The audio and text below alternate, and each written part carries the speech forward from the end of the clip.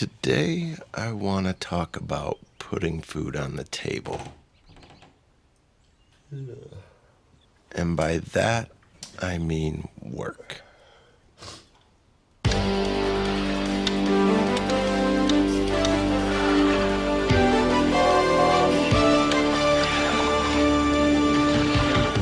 How does work in exile? It puts a roof over our heads, it pays our bills. In that regard, work is a pretty systematic, formulaic pathway to success in the American dream. Work is mostly seen as a way we provide for ourselves. And what about how work contributes to society as a whole? If anything, we probably see economics like a big and fragmented machine that's abstract and impersonal, and we're all cogs caught up in it. In that sense, work is only about utility and efficiency, progress. What happens if that's all work is? What if that's the only way we think about it? As a way to meet our needs through this cold and fragmented machine.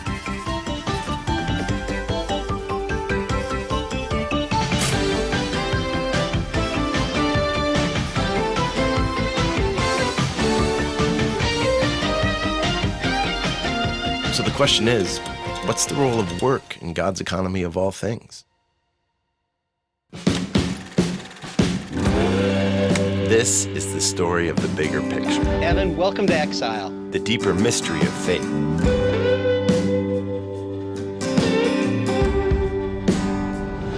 This is the story of God's mission in the world and our place in it. I'm Evan. Hi, I'm Evan. These are my friends.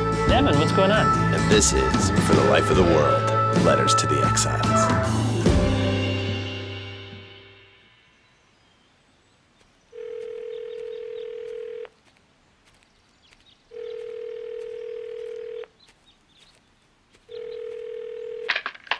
Hello?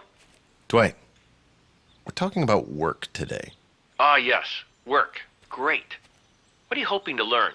Well, what is the essence of our work? What is the fruit of our labor? Even more so, what's it all for? Wow. Huh. Those are really big questions. Yeah, so here's your assignment. I want you to find some people that I think are really full of insight. I want you to survey them, but I want you to do it a bit differently. So I put something together that I think will help you get their responses. Oh, a children's book. Yeah, I want you to find some kids and get their thoughts on work. My gut tells me that they already have a pretty good idea about what our work is really all about.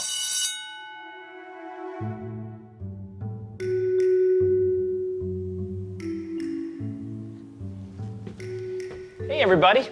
Hi. We're going to read a book today. It's called The Ungiving Tree. Well, we're going to read this book, and I want you to ask some questions, because we're going to talk about this book. The Ungiving Tree. Once there was a tree. Da-da-da-da. Once there was a tree that had so much to give. It had branches to climb, it had leaves to jump in, and fruit to eat. But this tree wanted to keep these gifts to himself. That's not very nice. Every autumn, children would come and try to gather the tree's leaves and make piles to climb and play in. And the tree would call the police. It doesn't have any arms. How would he make a phone? Well, let's see what it does. Every spring, children would try to climb up this trunk and swing from the branches. That look fun? And the tree would release his pet python, Larry. What? Look at this. Larry ate the little boy. Wow, that tree is mean. The tree decided it had had enough. Well, never again is anyone to climb my branches or rest in my shade. My fruit and my leaves, they are mine, mine, mine. And the tree took all that he had and held it all in for months and years. And soon, hardly anyone remembered the story of the tree that had so much to give. The end. So do you like my book? But I thought the whole story was interesting. Doesn't Regular eat any of the fruit on top? So what's the purpose of a tree? To climb, gather leaves. Trees give us wood to build some houses. They do. What, Josh? What are trees supposed to do? Without trees, we wouldn't have any paper. And trees give you fresh air. So are you telling me that it's the nature of a tree to give? Yeah. That was a good experience. That was a good experience in that it helped us understand what work isn't. When we perform economic activity or work, it's not about ourselves. We have to think about the needs and the wants of others. But as far as this book is concerned, I'm going to give it back to you. That expedition was exhausting. Fair enough. One other thing, they wanted to give you this. Wear it with pride. Cool. Thanks, Dwight. That will not fit at all, but thanks. Hey, no problem. I'll talk to you later. Thanks, Dwight.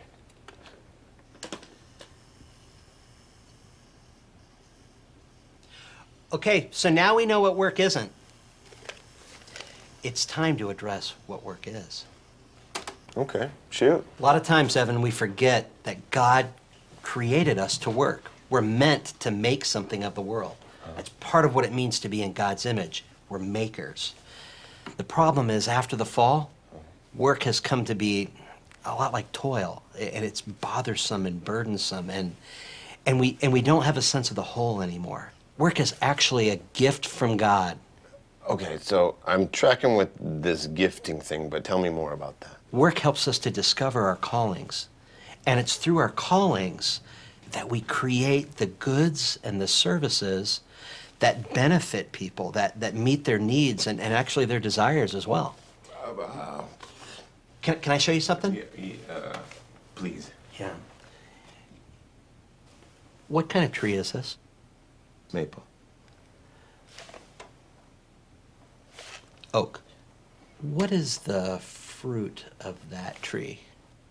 Syrup. No. Trick question, there is no fruit to that tree. Actually, the fruit of that tree can be quite remarkable. Let's consider a craftsman. Have you ever wondered how many hands have gone into the materials of his work? His basic material begins as a grove of trees on the land of the farmer. That farmer can profit from those trees, but what does that mean? The farmer calls a forester who will clear the trees and then sell them off. The farmer gets paid for the trees, and the forester gets a product in exchange for his labor.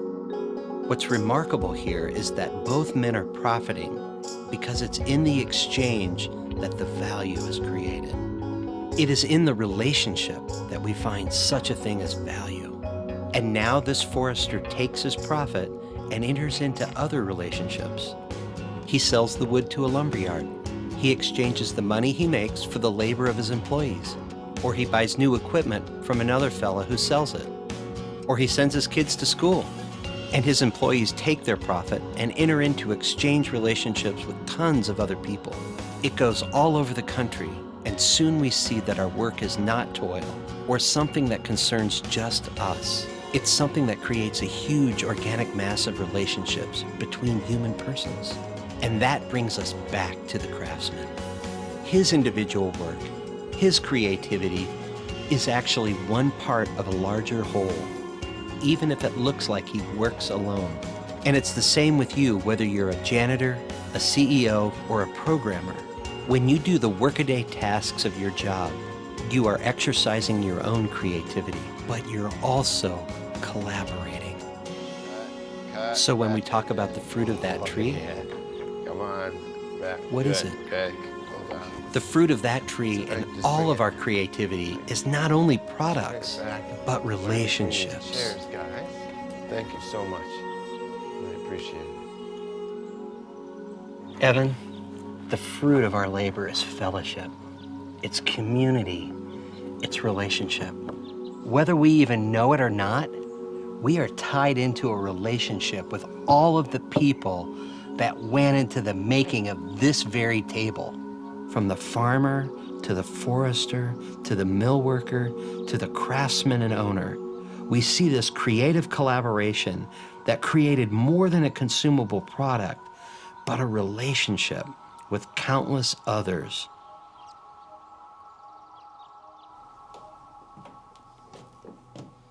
This is the oikonomia of economics, if you want to put it that way. All our work, every product, is a result of a great and mysterious collaboration. Look around you. Every product that you see here is the result of an enormous organic collaboration of individuals. I mean, really, what that is, it's a picture of abundance and harmony. And if you try to control the process, it's like we're trying to control how people offer their gifts to other people. And what we really need to do is to allow people to offer their gifts to one another in free and open exchange so that others can flourish. So, if you put it that way, then, like all of these things that we possess, they all start and stop in relationships with people. So then, Definitely. it's probably important that we pay attention to the collaborations that we're in and seek justice in those areas where there is exploitation. Absolutely. And we bring wisdom and virtue into all of these relationships. Others will benefit from that same wisdom and virtue. That's pretty cool.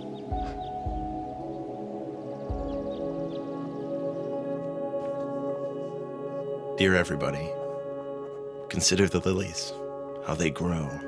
They labor not, neither do they spin. But I say to you, not even Solomon in all his glory was clothed like one of these. Jesus commands us not to be anxious about our needs. So then why do we toil? Merely to tend our bodies, or also to shape our souls? In giving us work, God invites us to blend the creativity of our minds with the labor of our bodies, and then to share the products of this work with one another in free exchange. The fruit of our labor is fellowship. To make real our communal nature, our gift nature, through our personal callings. We must never see our work as simply a way to gain. We must never see our labor as an impersonal force of efficiency. We must never see our work merely as a mechanism we might control with levers and switches of power. What kind of tree is this? And all our work together, what we call the economy, that's not a machine either. Work is always personal because work is always relational.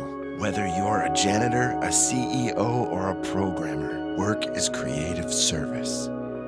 So let us cherish our work as the glorious gift it is, the opportunity to join with others, literally millions of others, in a divine project of vast creativity, vast abundance, for the meeting of needs, for the flourishing of cities, for the life of the world. Let us see every product, every purchase for what it is, a touch point, a nexus of millions of relationships. At every moment, you are surrounded with the fruit of a great and gracious collaboration. At every moment, you are being reminded that you are not alone, and you were never meant to be. Yours, Evan.